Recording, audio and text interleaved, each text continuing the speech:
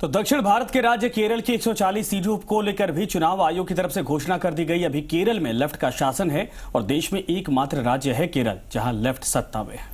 केरल में 5 साल लेफ्ट का शासन होता है तो 5 साल कांग्रेस का। 2016 में बीजेपी ने यहां सिर्फ 1 सीट जीती थी। अब की बार बीजेपी ने फिर से एड़ी चोटी का जोर लगाया हुआ है। यूपी के मुख्यमंत्री योगी आदित्यनाथ चुनाव प्रचार में जुटे हैं। ये रिपोर्ट आपको हम दिखाते हैं। केरल में कांग्रेस लगाएगी जीत की डुबकी। क्या केरल में बीजेपी का निकलेगा विजय रथ या फिर केरल में लहराएगा लेफ्ट का लाल झंडा? दक्षिण भारत का यह राज्य विधानसभा सीटों के लिहाज से छोटा है, लेकिन दक्षिण के इस खूबसूरत राज्य की देश की राजनीति में भूमिका बड़ी है। केरल की 140 विधानसभा सीटों के लिए 6 अप्रैल को वोट डाले जाएंगे। अब केरल में ऐसे कौन कौन से मुद्दे हैं जिन पर वहां की जनता नई सरकार को चुनेगी, ये जान लीजिए। राजनीतिक हत्या। पश्चिम बंगाल की तरह केरल में भी राजनीतिक हिंसा और हत्या की घटनाएं आम हैं। केरल के अलापुझा में बुधवार रात आरएसएस के एक कार्यकर्ता की हत्या कर दी गई। हत्या के आरोप में social democratic party of India (SDPI) के 8 लोगों को गिरफ्तार किया गया। एसडीपीआई का संबंध देश विरोधी साजिश रचने वाली popular front of India (PFI) से है।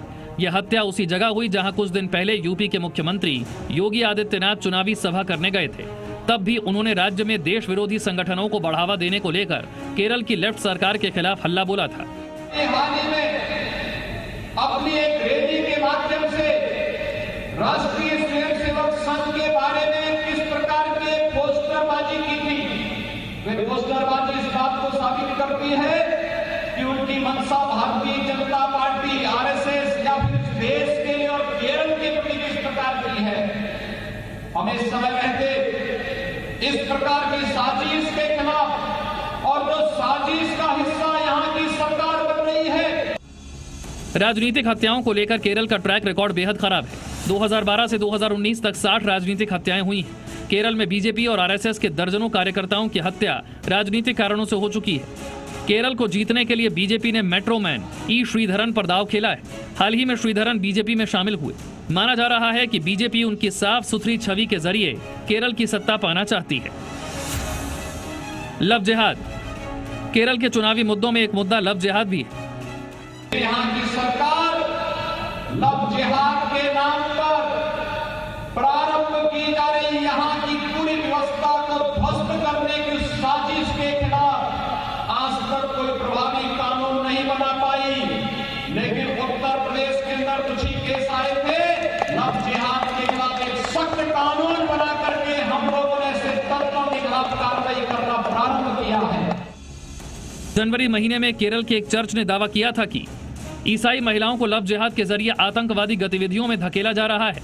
पादरियों की एक संस्था ने तो राज्य सरकार पर लव जिहाद के मामलों को गंभीरता से नहीं लेने का आरोप लगाया था। दक्षिण भारत के किसी भी राज्य में कांग्रेस की सत्ता नहीं है। केरल की सत्ता में लौटने के लिए राहुल गांधी अब दक्षिण भारत में ही दिखाई दे रहे हैं। राहुल गांधी खुद केरल के वायनाड से सांसद हैं और वहां के लोगों को कांग्रेस से जोड़ने की कोशिश में जुटे हैं। पिछले दिनों केरल के मछुआरों को लुभाने के लिए राहुल गांधी ने समंदर में डुबकी तक लगा दी।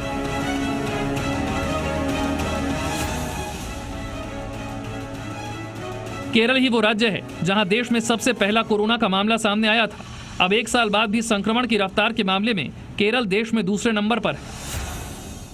केरल में इस वक्त कोरोना के 10.5 लाख मामले हैं, जिनमें से 9,92,000 ठीक हो चुके हैं। पूरे देश में कोरोना के जितने एक्टिव केस हैं, उनमें से 38% केरल में ही हैं। कोरोना संक्रमण रोकथाम को लेकर भी विपक्ष केरल की विजयन सरकार पर हमलावर है। केरल की सरकार, यहाँ के मुख्यमंत्री और यहाँ की सरकार को पहले उत्तर प्रदेश के हेल्थ इंफ्रास्ट्रक्चर पर हंसती थी, लेकिन आज दुनिया कोविड प्रबंधन में फेल होने के लिए केरल की सरकार पर हंस रही है। केरल में बीजेपी सत्ता में आने के लिए एड़ी चोटी का जोर लगा रही है, लेकिन धार्मिक आंकड़े उसकी राह में सबसे बड़ा रोड़ा है। पूरे देश में हिंदू वोटरों के सहारे जीत का परचम लहराने वाली भारतीय जनता पार्टी के लिए केरल में चुनावी राह बहुत आसान नहीं है, क्योंकि वहां पर आबादी का 45% ईसाई और मुस्लिम समुदाय के लोग हैं। ब्यूरो रिपोर्ट, जी मीडिया।